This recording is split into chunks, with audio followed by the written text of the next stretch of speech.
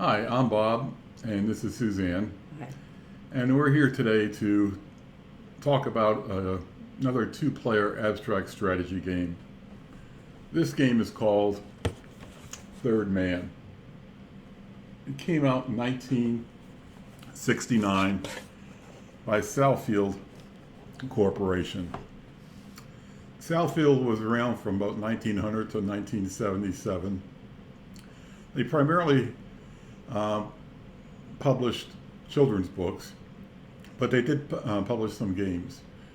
And this game here is very similar to the classical board game Three Man Morris. Three Man Morris came out over 2,000 years ago, and it's been called the Old Mill, as well as Three Man Morris and a number of other names over the years. I like this game better than Three Man Morris because there's more options to it. The primary difference between this game or one of the differences between this game and the classic Three Man Morris is there's 4 rectangles instead of 3. So we're going to go over the play of the game, and then after that we'll talk about the differences between this game and Three Man Morris. So here we have the board, and we have a total of 9 pegs. We have 9 that are black, and we have 9 that are yellow. And the way it works is you want to reduce your opponent down to 2 pieces or to 2 pieces. When he gets down to 2 pieces, you've won the game. And players start off by basically taking a peg and putting it in any vacant hole on the board. And you just start taking turns placing pegs on the board. What you're trying to do is you're trying to make a line of 3 or 4 men in a row on one of the orange lines. The orange lines go diagonally, they go vertically, and they also go horizontally. Having 3 men on a brown line does not allow you to remove one of your opponent's men.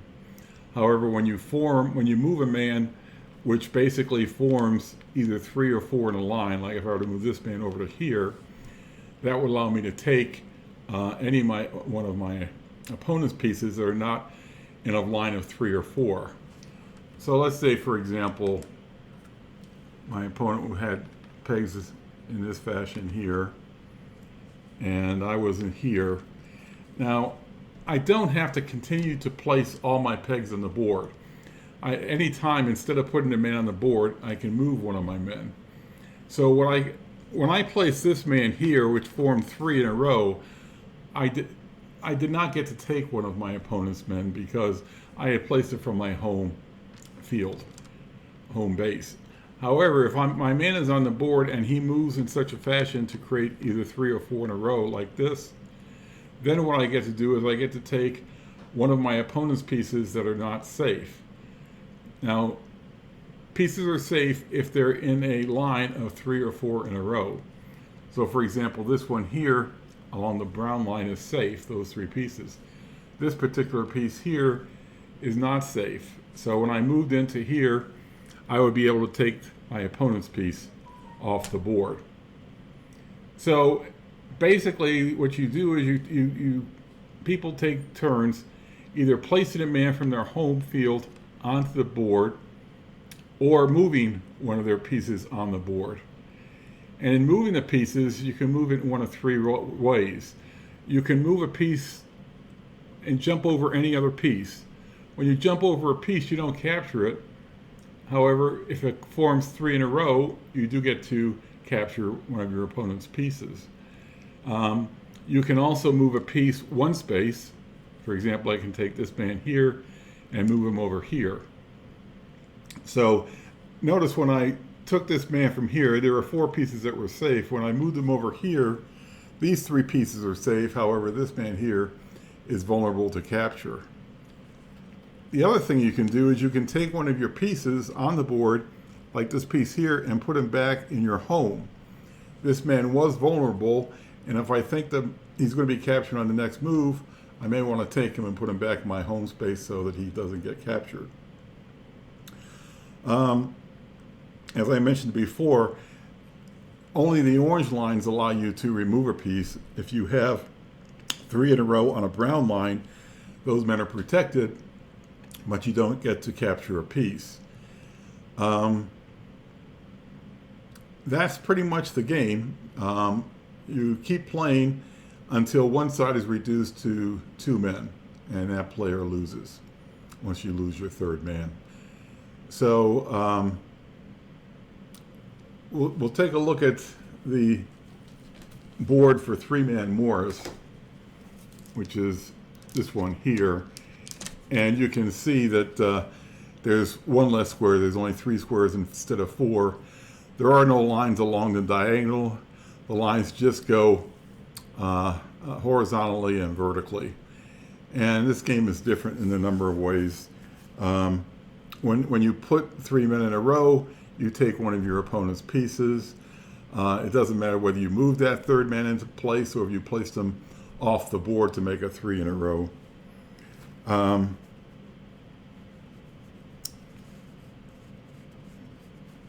You may, you can't move your men on the 3-man Morris until all 9 have been put into the board. So the first phase of the game is everybody places 9 of their pieces on the board, and then after that, people start moving pieces on the board. You can't take a man off of the board and put him into a home space. Of course, you don't have any way of doing 4 in a row. When you have 3 in a row, they cannot be, and your opponent gets to capture you. He has to take one of the other pieces that are not 3 in a row, if possible. However, if all your pieces are on the board are 3 in a row, then he gets to take one of your 3 in a row pieces. So it's not, pieces that are 3 in a row are not safe from capture.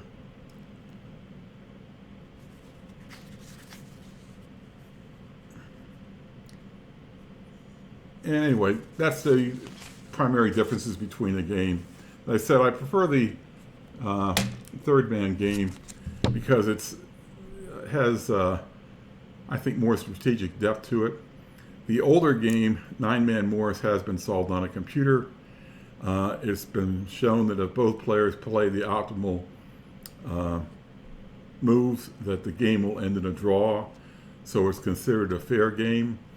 I'm not aware of anything that's been done with the 3rd man game as far as trying to find a optimal solution and who has the advantage, whether it's the first player or if it ends in a draw. So you don't know if who starts doesn't really matter whether. Well, it doesn't matter on the old game of 9-man Morris. On 3rd man, it hasn't been shown. I don't know who might have the advantage. Typically, the first player has an advantage in the game, so I would say if anybody has the advantage, it's the first man. First player. So you played the game. Yeah. What did you think of it? I really thought that the game was fun. It was my first time playing, so I think you have to play any game, especially this type of a game where strategy is involved. You have to play it a couple of times before you really feel comfortable making your moves and when to play defense and when to play offense, because I found myself when I was playing was being offensive, and well, I wasn't offensive that way, but I played the offense. I was playing the defense rather than the offense because I felt safer. But that's not the way to play the game, and I learned that quickly. Well, the game is interesting in that you, since you don't have to play all your players before you can start moving them, it gives you several different options on the strategy. Like one of the most, powerful positions to be in is something along this line here. You can take this player here at the top and move him over one, and you made 3 in a row so you can capture your opponent's man. And then on the next turn, you can move it back like this Well, you have 4 in a row, and you can take another one of your opponent's men. Oh, I see. And so, what you try to do is get into a position where you've got multiple ways of making 3 or 4 in a row, which makes it very difficult for your opponent, as he's limited to just one move in between your 2. Okay. Okay, Bob, why don't you tell us a little bit more about this game and its desirability? Sure. Well, we'll talk a little bit about making money on this game if you happen to own a copy or 2 of this game. 2 is better than 1. Okay. Well, back in 2015, there was a posting on Instagram about the Third Man game. A woman had purchased a copy of the game at a thrift shop for 99 cents, and she posted a picture of the game on Instagram. She noted that the logo on the board of 3 men in a globe was identical to the Third Man Records label. Third Man Records was founded by Jack White back in 2001 in Detroit, Michigan. Third Man Records at that time was the only independent record company producing music on vinyl. Third Man Record covers a large genre of music.